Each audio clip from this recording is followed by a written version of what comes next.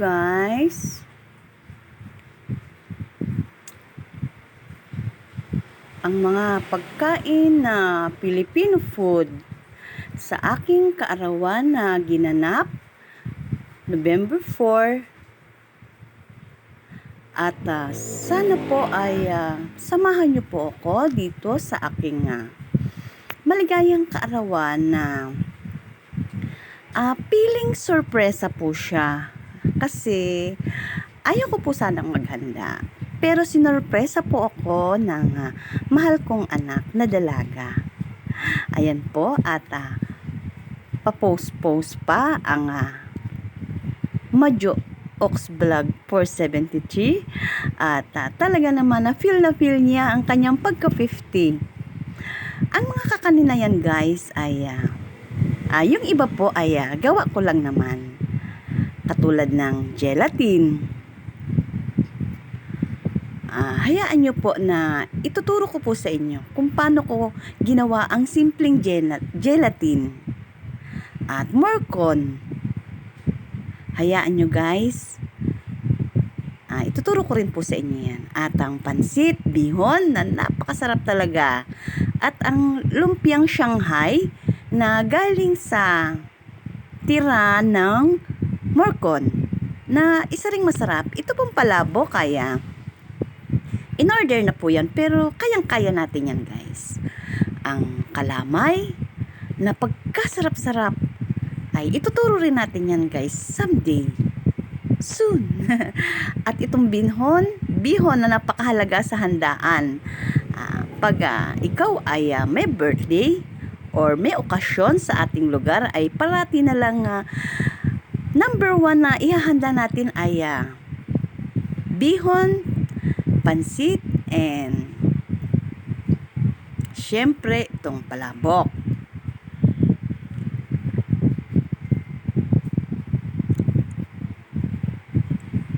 Ayan guys, medyo sa tingin pa lang ay busog na tayo. Itong morcon guys, kami po ang gumawa niyan. Sa dami po at busy, hindi na po kasi gaano nabidyohan ang pagpakita ng morcon. Baka gelatin ay mai-describe ko pa. Pero guys, samahan nyo po ako dito sa munting okasyon na ginanap at isa po siyang sorpresa na hindi ko naman inaasahan na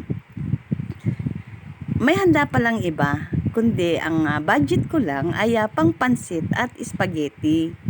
At kaya nga po yan ang pinoproblema ko guys at na-i-upload ko rito sa YouTube. Hello po YouTube, thank you so much po sa inyong pagtanggap sa aking mga content. Sana po ay patuloy niyo pong panoorin kayong mga audience. Kapwa ko subscriber, please subscribe my Madjo Ox Vlog 473 para naman po lumago po ang aking mga subscriber na makatulong po ng malaki sa aking patuloy na paggawa at pagdevelop ng mga content at nakakapagbigay po ng inspirasyon sa akin at para po rin na mabigyan ko rin po kayo ng inspirasyon kung ano po ang mga buhay-buhay at mga bagay-bagay na nangyayari dito sa ating kapaligiran. At patuloy lang po tayo na magiging masaya at laging nakangiti. Pero hindi na po yata ngiti ang nangyayari kay Mama Jo, kay Madjo Ox Vlog kasi tawa na at halakhak dahil kanyang special na araw. Kaya guys, samahan niyo po ako sa panonood. Wag po kayong magsasawa ng kayo ay tumangkilik sa aking mga pinapalabas.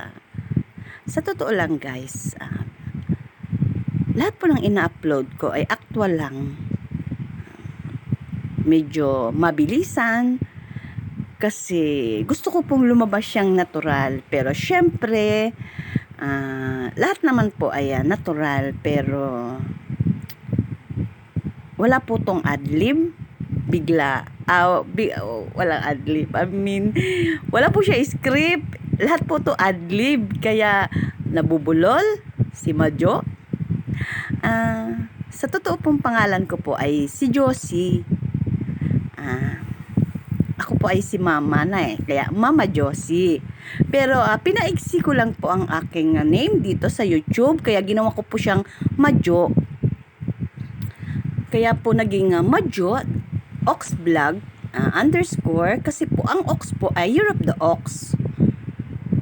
At 473 November 4 1973. So, kayo na lang guys ang mag-adjust dahil ang dami ko na pong paliwanag. Ayan po ang daan natin. 2. Pipili lang po tayo kung saan tayo pupunta. Kung pasulong ba o pabalik. Kaya guys, syempre, ang lagi po nating pipiliing daan guys ay ang pasulong. Dahil lahat tayo ay gustong sumulong. At syempre po, magtutulungan ang ating mga adhikain sa buhay. Opo guys, yan po ang gusto ng lahat ng tao. May mga bagay-bagay po na may pagkakaiba ang bawat isa, pero sadya lang po talagang ganun ang buhay. Pero sa sarili po natin guys, alam po natin kung ano yung gusto nating mangyari sa buhay natin. Opo, lahat po tayo ay may kanya-kanyang kasarinlan. Kaya guys, lagi lang po siguro tayo magdadasal, hihingi ng tulong sa itaas, at syempre naman po, tayo po ay gagawa. Gagalaw at kikilos. At yan na po siya, mag-work na po ang energy sa ating katawan dahil naglalabas po tayo ng energy na pasulong. Yan po guys, maraming salamat po sa lahat ng walang sawa niyong pag-subscribe. Sana po pagkatapos niyo pong panoorin to, please subscribe naman po, paki-like, and thank you!